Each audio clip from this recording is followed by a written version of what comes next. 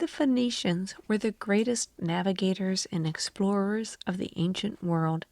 They ventured into regions where no one else dared to go. The brave Phoenicians lived all along the southern and southeastern shores of the Mediterranean Sea. Two of their ports are Tyre and Sidon, mentioned in the Bible. Homer wrote about them in his famous poems. The Phoenicians were a sea power more than 1,000 years before Alexander the Great.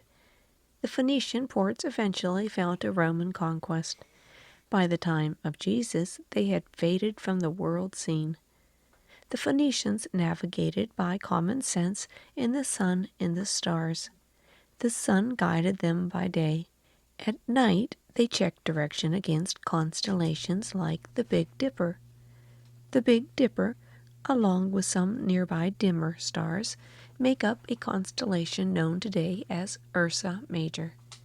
The name means Big Bear. The figure has not changed in thousands of years. Shepherds and sailors of ancient times saw the same arrangement we see today. Of course, not everybody gave the distinct pattern the same name. The first written mention of the Great Bear is found in the Bible in the book of Job. The Lord asks, "Can you guide the Great Bear with its cubs?" The Hebrew shepherds imagined that the bowl of the Big Dipper formed a bear. The 3 stars of the handle were 3 cubs following along behind the Great Bear. The ancient Phoenician sailors pictured the Great Bear as a sky chariot. To travel west, they sailed with the sky chariot to their starboard or right side of the vessel. Not only did the sky chariot show the direction to north, its height gave some hint as to north or south distance. As they sailed north, the constellation rose more nearly overhead. As they sailed south, it sank lower in the sky. The 2 bright stars at the front of the Dipper point to Polaris, or the pole star. The Phoenicians were the first to recognize the importance of the pole star in guiding them. The Phoenicians' home ports were in northern Canaan between the cities of Tyre and Sidon, north of Mount Carmel. Today the area is part of Lebanon. Phoenicia was perfectly situated to be a crossroads of commerce. The Phoenicians became merchants on a grand scale. They established a network of trading stations throughout the Mediterranean shores. They sold cedar from Lebanon, cloth dyed with purple from Tyre. Papyrus came from Egypt, ivory and ebony from Africa. Luxury goods such as silk and spices came from Persia and Asia. Because of the location in Canaan, the children of Israel often did business with the Phoenicians. Solomon built the Hebrew temple at Jerusalem. He ordered only the best and most costly materials. The temple became the most expensive building ever constructed. Solomon hired Phoenician ships to carry some of the raw materials, such as the cedars of Lebanon. In the book of Kings, the Bible describes how Solomon asked Hiram, the king of Tyre, to help build the temple. The people of the ancient world needed bronze for tools and weapons.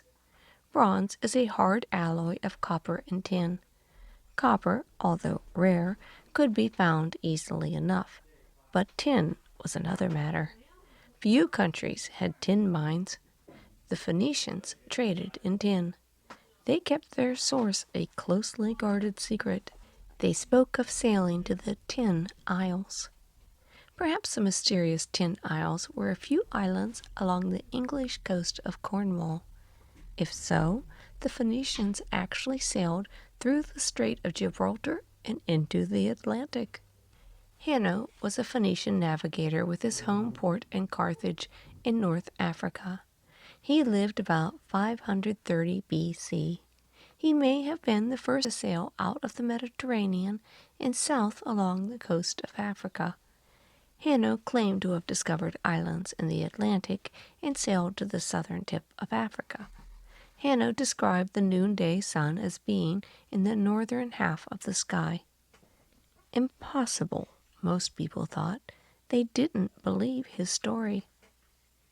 The very part of Hanno's tale that caused doubt in ancient minds caused modern scientists to take it seriously. During summer, at noon, the sun is north of the overhead point for people at the equator, exactly as Hanno said. The farther south of the equator you travel, the farther north the sun appears to be. Far south of the equator, the sun is always in the northern part of the sky, even during winter. In addition, in 1740, a clay pot was uncovered in the Azore Islands, far out in the Atlantic. The pot contained coins in common use in Hanno's time. Most of the Phoenicians stayed within the Mediterranean Sea. Some of the great cities of the ancient world are found along the Mediterranean: Barcelona in Spain, Naples and Venice in Italy, Marseille and Nice in France. On its shores along northern Africa are the cities of Algiers, Tunis, Tripoli, and Alexandria. The Mediterranean Sea is especially kind to sailing ships. It has predictable winds, small tides, and gentle currents. By sailing only in the summer season, ships could leave port and be confident of arriving safely at their destination. Sailing on the Mediterranean didn't prepare sea captains for the rigors of the open sea. For instance, lack of experience played havoc with Julius Caesar's plans to invade Britain. Caesar felt confident of the conquest of Britain. He came with 25,000 men, 2,000 horse soldiers, and 800 ships. As the fleet approached the English coast, a storm blew up. Winds shredded the sails and snapped the masts. Unexpected high tides dashed his ships against the rocks. The dangerous, choppy seas took their toll. With the coming of winter weather, Caesar crammed his soldiers into the remaining ships. He sailed away, never to return.